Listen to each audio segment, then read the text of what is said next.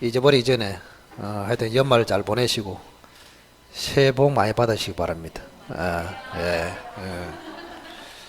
잊어버리기 전에 잘 까먹기 때문에 크리스마스가 먼저네요, 그죠? 메리. 미리. 그렇구나. 맞습니다. 내년에는 그 책 두꺼운 거 있잖아요. 이제 이거는 필요 없고요. 이거는 뭐 전혀 쓸모없고 두꺼운 책을 항상 가져오시고, 그래 책 두껍다고 해서 이제 여러분들이 두꺼운 책을 가지고 1월 2월 달에 이제 공부를 하게 되면은 부담이 돼 이렇게. 그걸 이제 꼭 읽어봐야 된다 뭐 이런 생각이 들어서 또 읽어보면은 잘 안 읽혀요 생각보다. 강의 듣는 것보다 훨씬 어렵다고.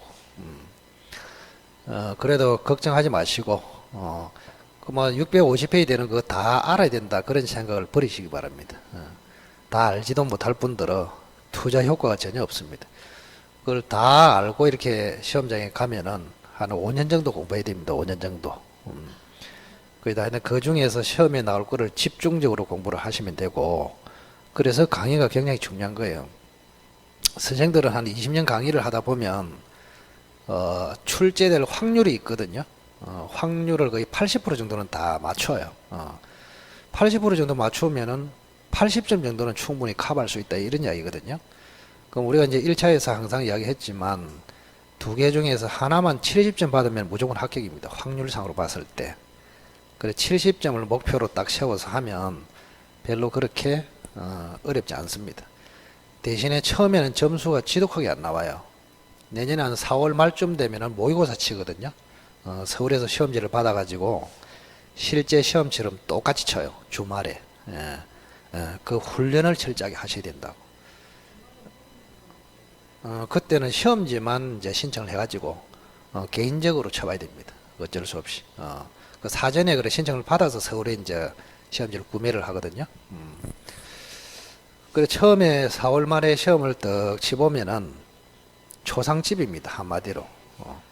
4월 말쯤 되면은 두 바퀴 돌렸잖아요. 그래서 시험을 쳐보면 점수가 특히 민법은 안 나옵니다. 점수가. 그때 학생들이 좌절을 많이 해요. 미리 말씀드립니다. 그 초기에는 점수가 잘 안 나온다 이렇게 생각하시고 너무 신경 쓰지 마시고 점수가 안 나온다고 해서 시험을 응시를 안 하면 큰일 납니다. 그래서 이게 시험 기술을 익히지 않으면 실전에 갔을 때 점수가 잘 안 나와요. 그래서 현실적으로 점수가 잘 안 나와도 훈련을 자꾸 해야 돼. 시험을 통해서. 여러분이 시험을 쳐보면 나의 단점이 발견이 막 되기 시작합니다. 그동안에는 별로 추상적으로 알고 있다가 시험을 딱 치는 순간 진지하게 쳐보면은 내 문제점이 막 드러나고 있어. 야, 나는 생각보다 진짜 너무 늦게 읽네. 40문제 치는데 50분 안에 쳐야 되거든요. 확률 잡았을 때 50분이 되는데 30문제밖에 못 읽었네 이런 느낌도 있고 또 틀린 거 골라라 했는데 옳은 거인 줄 알고 한참 찾다가 틀린 거 골라라 했네 이런 식으로 되고 그죠? 그리고 여러분들이 또 답안지 옮길 때 옮길 때 생각보다 이게 내가 틀리게 많이 옮기네 이런 여러 가지 그런 느낌을 받아야 돼. 그 훈련을 통해서 자꾸 개선이 됩니다. 그래서 모의고사를 총 한 6, 7번 치거든요. 그 최소한 5번은 쳐봐야 돼. 진지하게. 그래야 시험장에 갔을 때 실수가 별로 없습니다. 그래서 기술적인 그 습득이 중요하기 때문에 모의고사는 철저하게 훈련하시고 초기의 점수에 상관없이 응시를 꼭 하시라 이렇게 당부를 드릴게요. 그 하여튼 간에 내년부터는 조금 12월까지는 봄날이다 이렇게 생각하고 내년부터는 조금 더 이제 각오를 좀 다지면서 시작이 됩니다. 생각보다 세월이 굉장히 빠릅니다. 내년부터. 매년 강의했지만 학생들이 하는 이야기가 와 이리 세월이 작아노 이래 됩니다. 금방 여름이고 금방 가을이고 시험장에 들어갑니다. 굉장히 빨라요. 간혹 가다가 100명 중에 1명 정도는 왜 이리 세월이 안 가노 이런 사람도 있습니다. 그거는 실제로 포기했거나 외계인인 경우에는 그럴 수가 있습니다. 예. 근데 시험을 합격을 하고 싶고 정상적인 수험 생활을 하는 사람이면은 누구나 세월이 굉장히 잘 갑니다. 벌써 이렇게 됐나? 난 준비도 안 했는데 이렇게 된단 말이에요. 그죠? 자, 삼자간 한번 보겠습니다. 삼자간 명의신탁. 자, 우선은 첫째는 삼자간 중간 생략형, 좀 이름이 길어요. 등기명의신탁. 제목을 정확하게 알면 반은 아는 것이다. 한번 읽어보세요. 자, 삼자간 중간 생략형 등기명의신탁. 정확하게. 자, 제목을 정확하게 알아야 판단을 할 수 있습니다. 자, 예를 한번 들어볼게요. 병이라는 사람이 토지를 소유하고 있다. 갑이 이 토지를 1억으로 삽니다. 지금 매매를 해요. 이렇게. 근데 갑이 사기는 사는데 갑이 자기 앞으로 등기를 하기 싫어요. 그래서 친한 사람 을한테 부탁을 합니다. 부탁을 해가지고 을 네 앞으로 좀 등기 좀 해라. 그래서 갑하고 을 사이에는 명의신탁 약정을 합니다. 이렇게. 자, 갑은 맡겼으니까 신탁자, 을은 수탁자, 이렇게 됩니다.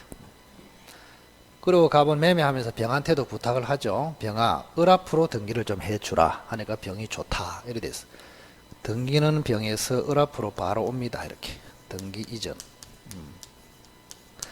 그래서 을 앞으로 등기가 됩니다. 이렇게.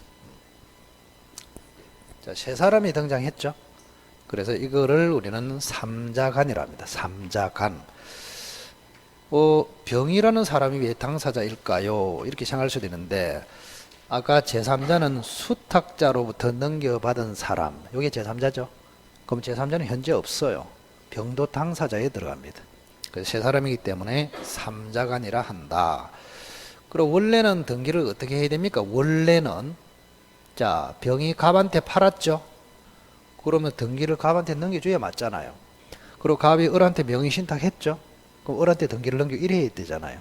그래서 병에서 갑에서 을로 해야 되는데 중간에 갑을 생략하고 병한테서 을로 바로 했잖아요. 그래서 이걸 뭐란다? 중간 생략형 이렇게 해요.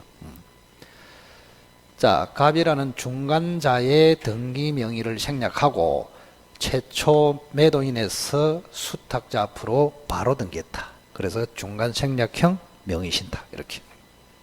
그다음 두 번째. 자, 신탁자 갑이 수탁자 을에게 맡긴 것이 매매라는 계약까지 맡겼습니까? 등기만 맡겼습니까? 등기만. 그래서 앞에 등기명의신탁 이렇게 들어간다고. 그 제목을 정확하게 알면 벌써 50%를 먹고 들어간다. 그래서 저 그림을 삼자간 중간 생략형 등기명의신탁 한번 더 해보세요. 삼자간 중간 생략형 등기명의신탁. 그러면 이것도 지금 금지됩니다. 금지되기 때문에 사조로 처리합니다. 사조. 특히 삼자간은 허용되는 명의신탁은 출제가 안 됩니다. 그래서 삼자간을 출제하면서 부부, 종중, 그 다음에 종교단체 이거는 출제를 안 한다고. 무조건 금지가 나온다. 그러면 사조를 정확하게 한번 적용을 한번 해볼까요? 자, 명의신탁 약정은 무효였습니다. 맞죠? 그럼 물권매도 등기 이전도 뭐였습니까? 무효였죠. 요렇게. 예. 그러면 이 등기는 당연히 무효가 됩니다. 자, 그래서 사조를 적용시키고 현재 소유자가 누구인지를 확정하면은 거의 50% 이상 풀린 거예요. 그럼 소유자가 누구예요?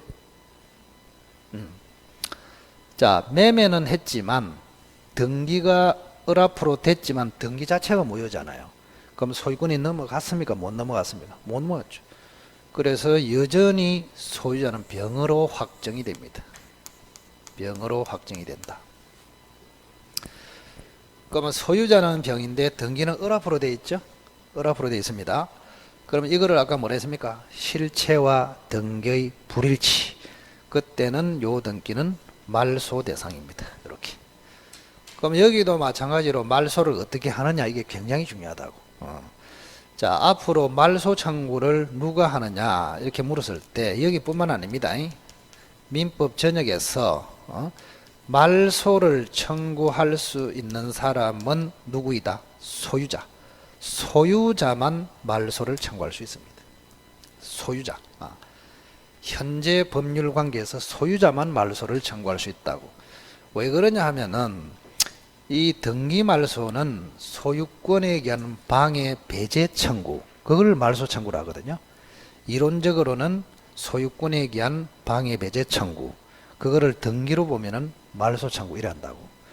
그래서 말소 청구는 소유권을 가지고 있는 사람이 방해를 제거하는, 배제하는 그런 청구단 말이에요. 그래서 소유자만 할 수 있다. 그럼 소유자는 누구로 했습니까? 병이죠. 그럼 시험에 이제 여기서 계속 나오잖아요. 병은 말소 청구를 할 수 있다. 맞죠? 자, 갑은 말소 청구를 할 수 없다. 갑은 소유자가 아니잖아요. 그죠? 갑은 말소를 청구할 수 없고 병은 말소를 청구할 수 있다. 이렇게 해놓고, 자, 이 병이라는 사람이, 자, 일단은 1억을 주로 받습니다. 매매를 해서 받잖아요. 그죠? 자, 등기도 을 앞으로 넘어갔기 때문에 병이 통상적으로 봐서는 1억을 이미 받은 거예요. 그러면 하나 물어볼까?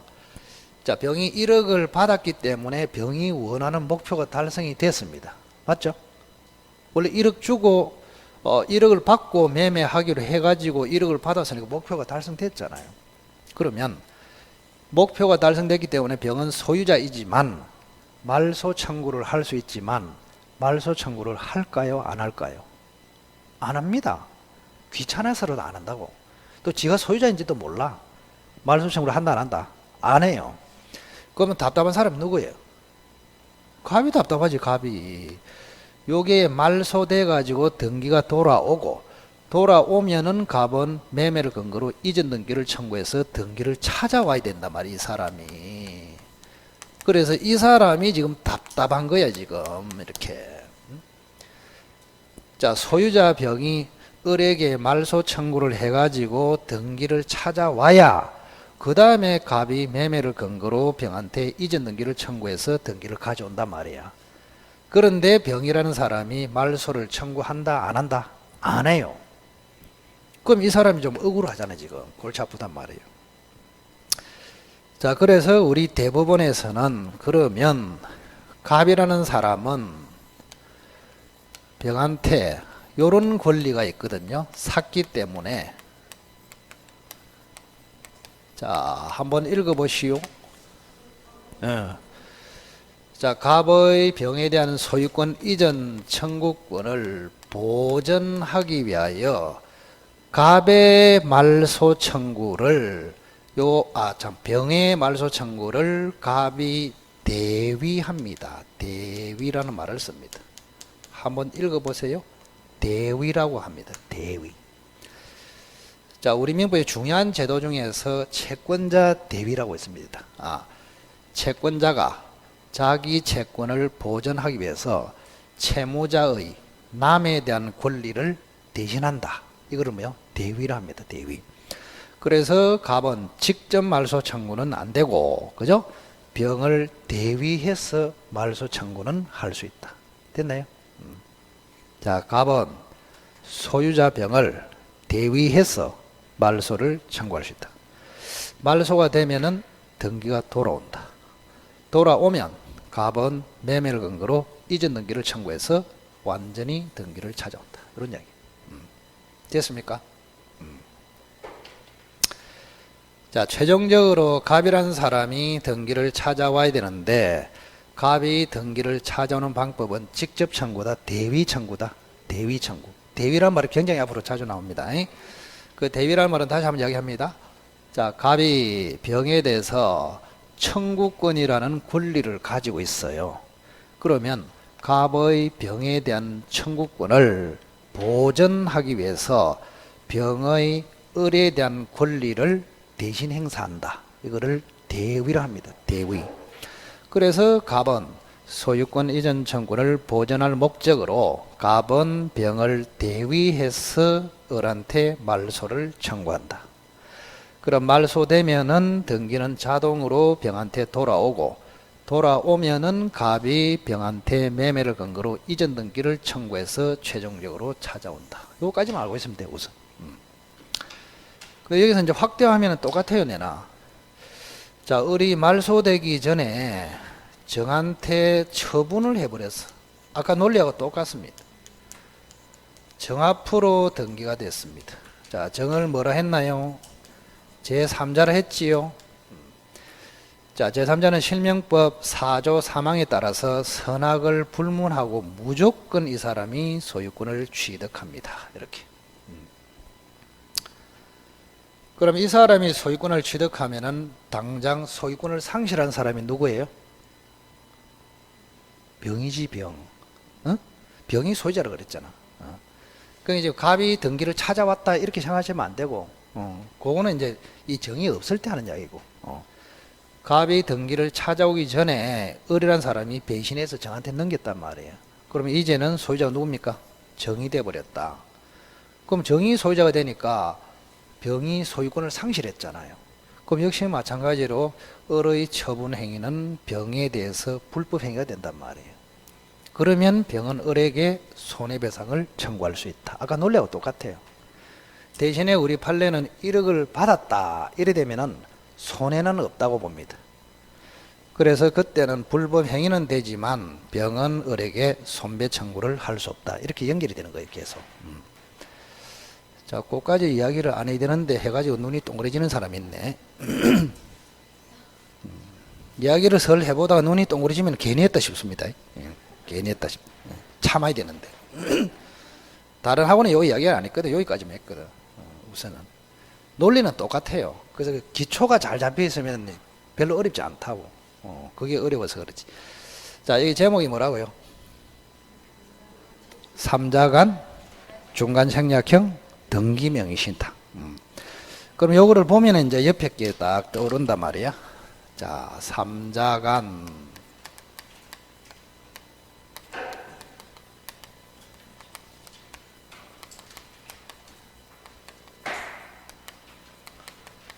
자, 한번 읽어 보실랍니까?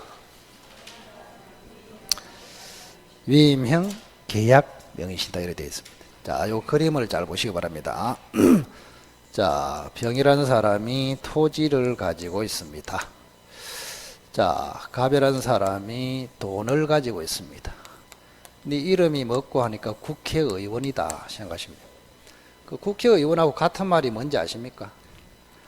도둑놈하고 같은 말이에요. 도둑놈. 그래서 갑이라는 사람이 국회의원인데 국토교통위원회 소속이에요. 응? 국회에 보면 행정부를 규제하는 통제하는 그 위원회가 있거든요. 그럼 국토교통부를 통제하는 게 국토교통위원회입니다. 거기 위원장이야. 자, 그러면 국토부하고 굉장히 가깝기 때문에 요 토지가 3달 후에 그린벨트에서 해제된다는 걸 정보를 입수했어요, 요 사람이. 지금 현재는 1억짜리예요, 지금 시가가. 그래서 친한 친구 을한테 부탁을 합니다, 이렇게. 부탁을 하는 것이니까 신탁자, 부탁을 받았으니까 수탁자, 두 사람 사이에 명의신탁 약정을 한다. 그래서 국회의원이 나서서 매매하기가 좀 그렇잖아요. 그래서 을한테 부탁을 해가지고 을 네가 매매하고 을 네가 네 앞으로 등기하라 이래 된 것입니다. 그래서 을이 알았다. 나는 뭐 매매하는 게 체질이다. 기다려봐라. 그래서 매매를 하고 자기 앞으로 등기를 하고 요렇게 됐단 말이에요. 요렇게. 그림. 자, 그럼 왼쪽 그림하고 비교를 좀 하셔야 됩니다.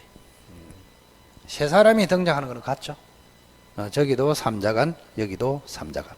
근데 차이가 뭐예요? 차이가. 자, 저기에는 갑이 매매를 하고 등기는 을 앞으로 되고 이래 했잖아요. 자, 갑이 등기만 을한테 넘겼죠. 근데 여기는 어떻습니까? 갑이 을에게 등기만 넘겼습니까? 계약도 넘겼습니까? 계약도 넘겼죠. 계약도 네가 해라 이래 됐잖아요. 그래서 갑이 을에게 맡긴 것이 등기만 맡긴 것이 아니고 계약 명의까지도 넘겼다 이 말입니다. 계약 명의 신탁. 그럼 갑이 을에게 계약도 네가 해라. 그 말은 계약을 사무라고 하거든요. 사무를 처리하라고 맡기는 것을 위임이라 합니다. 위임. 저기는 매매하는 사무가 없잖아요. 그죠? 여기는 매매까지, 즉 사무까지도 을 네가 해라. 그래서 위임형 이렇게 불러요. 자, 세 사람이다. 삼자간. 매매라는 사무를 맡겼다. 위임형. 을 앞으로 등기 명의만 넘겼다. 계약 명의도 넘겼다. 계약 명의. 그래서 계약 명의신탁. 자, 한번 읽어보세요. 다시 한번. 맞습니다. 자, 그럼 여기도 역시 마찬가지로 금지됩니다. 금지. 역시 사조로 처리합니다. 그대로. 자, 그러면 사조로 처리해 보겠습니다. 자, 약정이 무효다. 자, 명의신탁 약정은 무효. 등기 이전은 어떻게 될까요? 요게 핵심이에요, 핵심. 기억을 잘해라. 자, 저기는 등기 이전이 무효로 돼 있잖아. 그럼 여기는 무효일까, 유효일까? 아, 봐라. 조금 전에 그래서 설명을 그 전에 집중해서 들어야 된다니까. 자, 사조, 금지되는 사조가 있었잖아. 1항이 뭐였더라? 약정은 무효다. 2항은 물권 변동, 등기 이전도 무효다.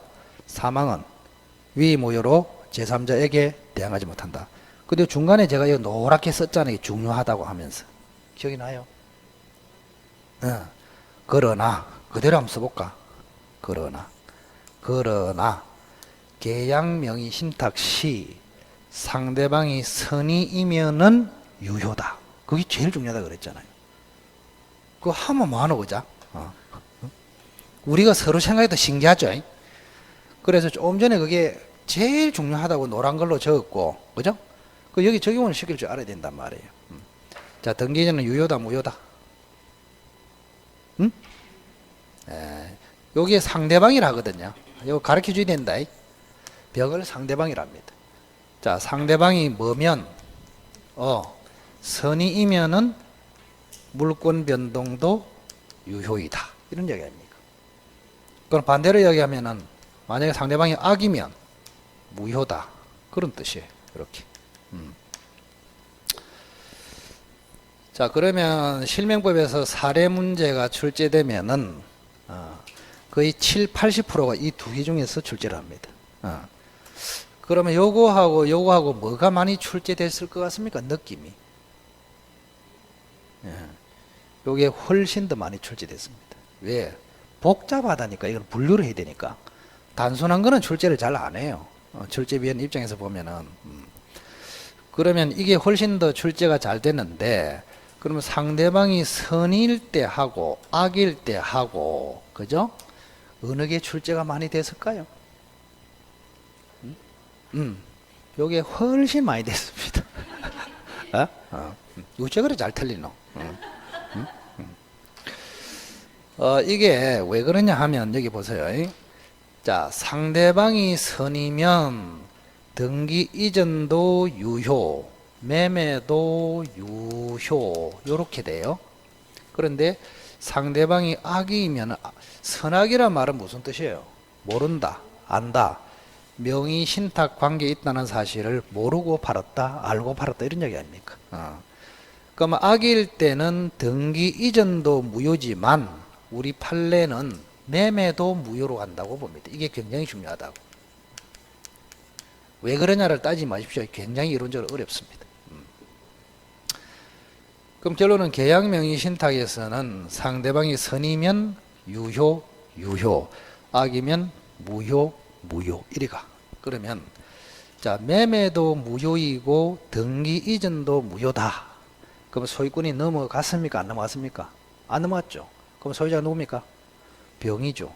그럼 저기도 소유자가 병이라고 그랬잖아요. 같으니까 잘 안 냈단 말이에요. 출제를. 아시겠어요? 결론이. 자, 그래서 선의를 중심으로 한번 보겠습니다. 자, 상대방이 선이다. 그러면 등기 매매도 유효이고 등기 이전도 유효이고 이래 됐습니다. 그럼 매매도 유효이고 등기 이전도 유효이면은 소유권이 병에서 을로 넘어갔죠. 그러면 소유자가 누가 됩니까? 을이 소유자가 됩니다. 법적으로. 여기까지가 딱 나와야 된다고. 을이 소유자가 된다. 그러면 을이 소유자고 등기가 돼 있으니까 실체와 등기가 일치하고 있죠. 그죠? 일치를 합니다. 저기는 뭐요? 실체는 병에게 등기는 을에게 요렇게 돼 있잖아요. 그럼 저거를 뭐라 했다고? 실체와 등기의 불일치. 그러면 등기는 말소. 여기는 일치. 말소 대상이다 아니다? 아니죠. 소유자가 을인데 거기에 맞게 등기가 되어 있으니까 아무 문제가 없잖아요. 자, 어쨌든 을이 소유자입니다. 을이 소유자. 자, 그런데요. 을이 소유자인데 자, 자기 돈으로 소유자가 됐습니까? 남의 돈으로 소유자가 됐습니까? 남의 돈으로. 그래서 을이 소유권을 취득했지만 남의 돈으로 소유권을 취득했기 때문에 소유권 취득 자체를 부당이득이라 합니다. 뭐라고? 부당이득. 그러면 민법의 원리상 부당한 이득을 취하면 이거는 돌려줘야 합니다. 부당이득 반환 이렇게 합니다. 그러면 이 부당이득 반환 범위가 어떻게 되느냐, 이게 별 4개란 말이에요. 예전에 사법고시에서도 연속으로 3번 나왔습니다. 그 정도로 중요하다고. 부당이득 반환범위. 자, 현재 소유자는 누구라고? 을입니다. 을. 소유자는 을이지만 소유권 취득 자체가 남의 돈으로 취득했기 때문에 부당이득이다. 그래서 그 이득은 돌려줘야 된다. 그럼 돌려주는 범위가 어떻게 되느냐? 자, 범위는 여기 보세요. 매수자금. 자, 갑으로부터 매수자금으로 받은 게 얼마예요? 1억이죠. 자, 1억만 돌려주면 되느냐? 아니면 소유권 자체를 돌려줘야 되냐? 이게 굉장히 중요하다. 그러면 현실감을 가지기 위해서 한번 이야기해 볼까요? 원래 이 토지가 얼마짜리라 했습니까? 1억짜리. 그린벨트에 묶여 있다 그랬죠? 근데 국회의원이 정보를 입수해서 을한테 시켜가지고 샀습니다. 을 앞으로 등기됐어. 그 다음에 2달 뒤에 그린벨트에서 해제됐습니다. 해제되는 바람에 1억짜리가 10억짜리로 바뀌었습니다. 이렇게. 그린벨트 들어보셨죠?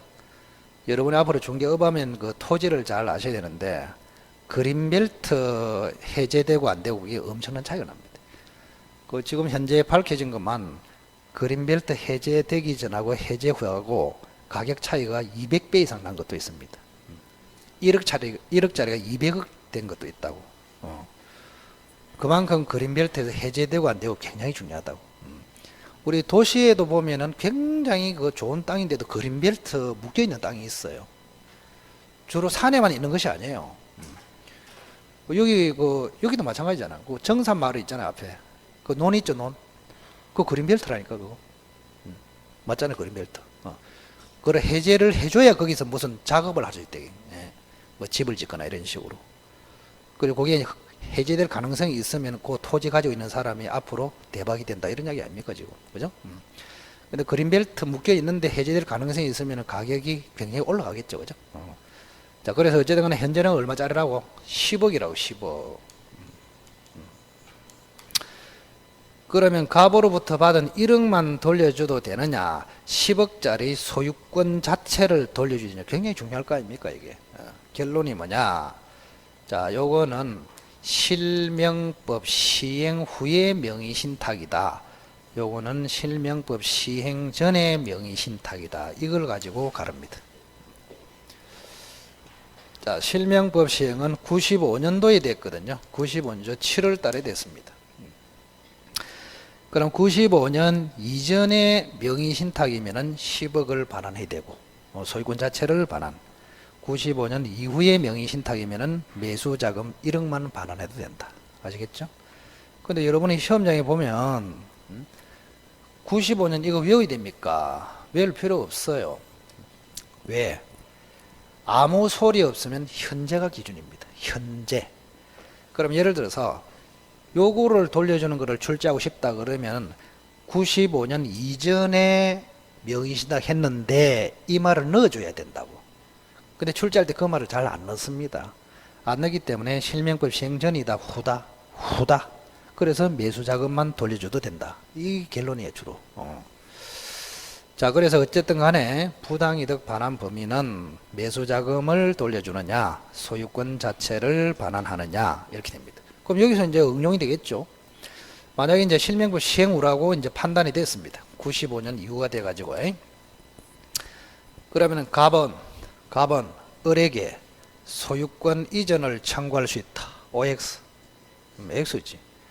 갑은 을에게 매수 자금 상당액을 청구할 수 있다. 이렇게 된단 말이에요. 아시겠어요? 왜냐하면 실명법 시행 후에는 을은 소유권 자체를 반환해야 된다. 매수 자금만 반환해야 된다. 매수 자금. 그래서 갑은 을에게 소유권 이전은 청구할 수 없고 매수 자금의 상당액을 반환 청구할 수 있다. 이래 맞단 말이에요. 그럼 또 응용되면은 갑이 만약에 우연히 요 토지를 점유하고 있어. 요렇게. 이 다 기출입니다, 이 얘기. 자, 갑은 을에게 매수 자금을 받을 때까지 요 토지를 유치할 수 있겠냐? 이것도 기출이 3번 됐어요. 될까요? 유치권이 되느냐? 이래 물었잖아. 유치권. 오늘 눈빛이 보니까 머리가 잘 돌아가기 때문에 제가 안 하던 이야기를 하고 있습니다, 지금.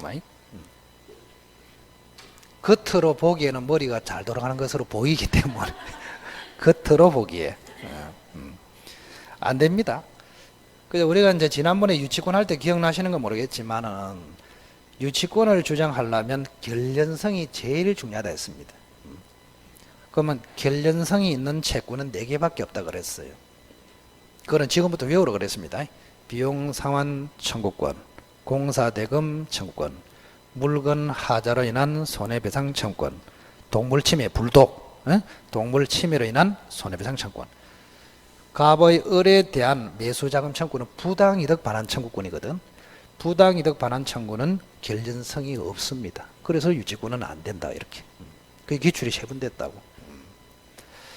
자, 어쨌든 간에 이 두 가지를 합쳐서 뭘 한다고? 삼자간 명의신탁.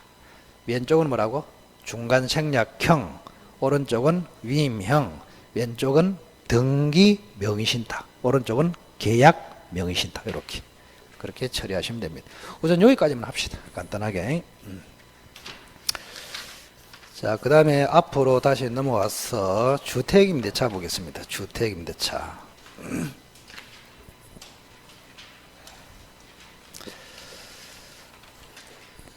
자, 우선은 주택임대차하고 상가임대차가 있거든요. 자, 앞으로 여러분이 공부하는 방향을 제시하는데 요거는 일단은 공부하지 마세요. 상가임대차. 주택임대차와 상가임대차는 90%가 똑같습니다. 괜히 둘 다 공부해서 헷갈려요. 헷갈려. 이거는 그냥 공부하지 말고 이거를 열심히 해가지고 요거는 주택임대차와 차이가 뭐냐 그렇게 정리해버리면 돼요. 간단하게. 아시겠죠? 요거는 책도 읽지 마라 말이에요. 쓸데없이. 그죠? 자, 그러면 주택임대차의 권리격을 한번 보시면 자, 3가지가 테마입니다. 주택임대차의 적용 범위, 주임법의 적용 범위. 두 번째는 주택임차인이 살고 있는데 주인이 바뀌어 버렸어. 새로운 주인에게 대항할 수 있느냐? 대항력 문제. 3번째. 자, 주택임차인이 살고 있는데 주택이 경매돼서 그때 보증금을 경매대금에서 회수할 수 있겠느냐? 이거를 보증금 회수라고 합니다. 이 3가지가 큰 주제입니다. 자, 주임법의 적용 범위, 대항력, 보증금 회수. 요렇게. 자, 우선은 주의할 점이 요 대항력 문제는 주인이 바뀌었을 때 임차인이 그대로 살 수 있느냐 요런 문제입니다. 그 집을 살 수 있느냐 쫓겨나느냐 이런 문제를 대항력 문제를 하고, 보증금 횟수는 살 수 있느냐 없느냐 문제가 아니고 이 주택이 경매가 됐을 때 보증금을 경매대금에서 우선적으로 확보, 배당, 회수할 수 있냐 그런 문제. 그래서 보증금 횟수는 반드시 경매를 전제로 한다. 이걸 꼭 기억하십시오. 이게 몇 번 기출이 됐습니다. 이거를 알고 있냐 없냐. 물론 지문에는 다양하게 표현이 됩니다. 자, 보증금. 그래서 제가 이제 용어를 보증금 청구라 했습니까? 회수라 했습니까? 회수. 보증금 청구는 보증금 달라 이 말이고, 보증금 회수는 주택이 경매됐을 때 법원에 가가지고 배당에 참가해서 회수한다 그런 뜻입니다. 그래서 항상 보증금 회수는 경매를 전제로 한다. 근데 여기는 주인이 바뀌는 원리가 경매도 되고 매매도 되고 상관이 없어요. 대학령 문제는. 그 기본적인 거를 잘 알아야 돼. 자, 첫째. 그러면 적용 범위는 어떻게 되어 있느냐? 적용 범위.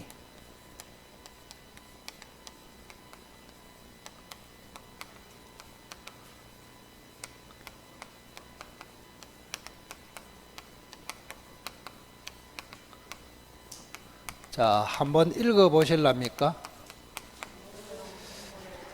주거용 건물의 전부 또는 일부 임대차의 주임법이 적용된다. 이렇게 되어 있어. 자, 그러면 한 줄로 되어 있지만 여기 논점이 좀 있습니다. 우선은 주거용 건물 이렇게 되어 있다. 주거용 건물. 자, 주거용 건물하고 같은 말이 주택입니다. 주택 또는 주거용 건물. 그럼 여기서 두 가지를 잘 알아야 돼. 세 가지를 알아야 돼. 첫째. 자, 주거용이냐 아니냐 판단하는 기준이 뭐냐? 그 다음 두 번째, 주거용이냐 아니냐 판단하는 시점이 언제냐? 세 번째, 하나의 건물에 주거용과 비주거용이 겸용이 됐을 때 적용되느냐? 이 세 가지 문제를 검토해야 됩니다. 자, 기준은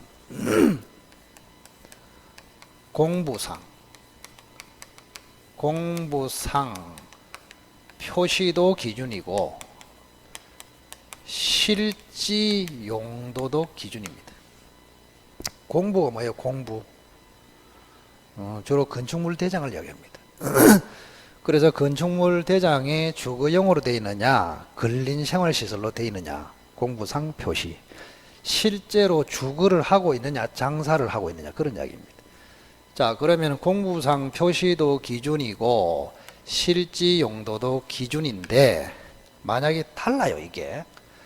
자, 공부상 표시는 근린 생활로 되어 있는데 실제 살고 있어요. 공부상 표시는 주거용으로 되어 있는데 실제는 장사하고 있어.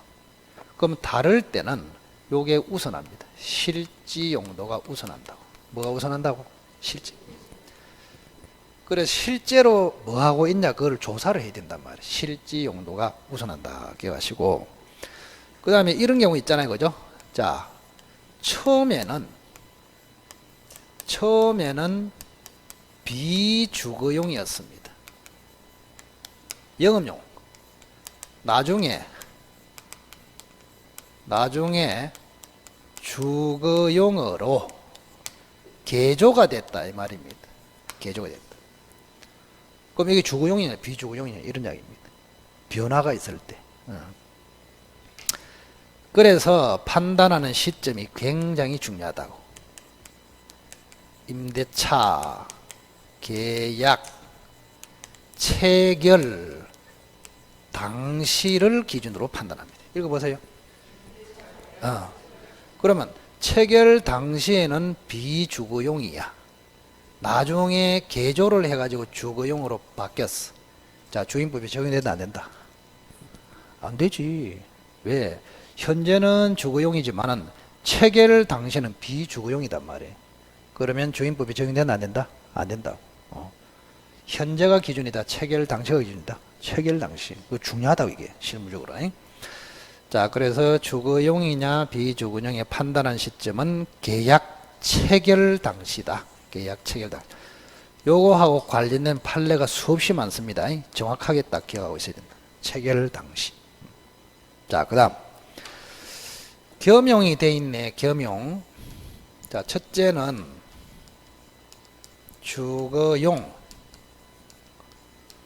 주거용의 일부가 비주거용으로 사용되는 경우. 그 다음에 두 번째, 정신 차리고 들어보면은 굉장히 논리적이에요. 비주거용의 일부가 주거용으로 사용되고 있다. 이렇게. 건물이 하나입니다, 지금. 그러면 1번을 한번 읽어보세요. 자, 주거용의 일부가 비주거용으로. 그러면 겸용이 됐을 때는 주된 용도에 따라서 주임법의 적용 여부를 결정합니다. 주된 용도. 그러면 1번을 딱 읽었을 때 주된 용도가 주거입니까? 비주거입니까? 주거. 그리고 여기는 적용된다. 전체가. 그 다음에 2번은 비주거용의 일부가 주거용으로. 그럼 주된 용도가 뭐예요? 비주거용. 그리고 이거는 전체가 주임법이 적용이 안 된다고. 이렇게. 자, 그러면 이거 예를 한번 들어볼게요. 간단해요. 자, 여기에 큰 주택이 있습니다. 이게 주택이야, 주택. 주택인데 여기 골목길이 있어요. 골목길. 골목길이 있다. 이렇게. 자, 코너에 여기 구멍가게를 합니다. 구멍가게. 그러면 주거용, 비주거용 겸용이 되고 있잖아요. 하나의, 그죠? 건물이. 그럼 이게 작은 가게를 우선은 제가 좀 의문이 드는 게 왜 하필 구멍가게를 합니까? 에? 보통 구멍가게 이렇게 이야기하잖아요. 자그마한 거를, 그죠? 구멍 뚫어서 합니까? 원래? 그게 지금 아직까지 제가 이해를 못하고 있다. 구멍가게. 자, 그러면 하나의 건물인데 여기는 지금 대부분이 주거용이고 요 장사를 하는 요 부분은 비주거용이단 말이에요. 맞죠? 그 주거용과 비주거용 겸용되고 있잖아요. 그럼 주된 용도가 뭡니까? 주거용이지. 그러면 비주거용을 포함해서 이 전체가 주임법의 적용의 대상이다. 이런 이야기입니다. 아시겠어요? 여기는 주임법이 적용되고 여기는 적용 안 되고가 아니고 이 전체가 주거용으로 평가돼서 전체가 주임법의 적용을 받는다. 그런 뜻이에요. 그 다음 두 번째. 자, 여기가 다방입니다. 다방. 다방. 커피숍 아닙니까? 이래서 하는데 커피숍하고 다방은 전혀 다릅니다. 다방이에요. 다방. 여러분은 체질이 커피숍입니까? 다방입니까? 저는 다방이 체질인데. 그 부산의 서면에 뒷골목에 가면 아직도 다방 천지입니다. 뭐 지하실에, 지하에, 그죠? 뭐 은희 다방, 희 다방 하면서. 제가 서면에 강의할 때는 이 다방에 한 번씩 갔단 말이에요. 다방에. 요즘은 뭐 이름도 모르겠더라. 영어로 하도 써사니까 뭐 엔젤 이너스 커피 또 뭐라겠노? 스타벅스 있고 또 뭐 있노? 타면 탐스, 그죠? 그런 거 있고, 그죠? 그 다방이 참 좋다. 정겹잖아요. 다방. 자, 이 다방이라 보고 여기에 다방에 근무하는 그 아가씨를 다방 레지 들어보셨죠? 그죠? 다방 레지가 여기 자는 방이 있어요. 방이 있다고. 이렇게. 방원. 이렇게. 자, 그러면 하나의 건물에 비주거용, 주거용이 겸용되고 있잖아요. 그럼 뭐가 주된 용도입니까? 비주거용. 다방에 영업을 하기 위해서 여기 잠시 자는 거 아닙니까? 그죠? 그래서 여기는 비주거용, 여기는 주거용. 근데 주된 용도가 비주거용이므로 이 전체가 비주거용으로 된다고. 여기도 뭐로 평가된다고? 비주거용. 그래서 이 전체 건물에 대해서 주임법은 전혀 적용이 안 된다. 여기는 전체에 대해서 주임법이 적용된다. 그 뜻입니다. 차이를 기억하시고. 자, 그래서 주거용금을 적용 범위는 요 세 가지를 가지고 딱 정리해야 됩니다. 자, 주거용인지 아닌지 판단하는 기준은 뭐라고? 공보상의 표시도 되고 실지용도 되고. 그런데 다르면 뭐가 우선한다? 실지용도가 우선. 그 다음에 주거용인지 아닌지를 판단하는 시점은 언제다? 계약 체결 당시. 그래서 체결 당시에는 비주거용이었는데 나중에 개조를 해서 현재는 주거용이더라도 체결 당시에 비주거용이었기 때문에 주임법은 적용되지 않는다. 됐죠?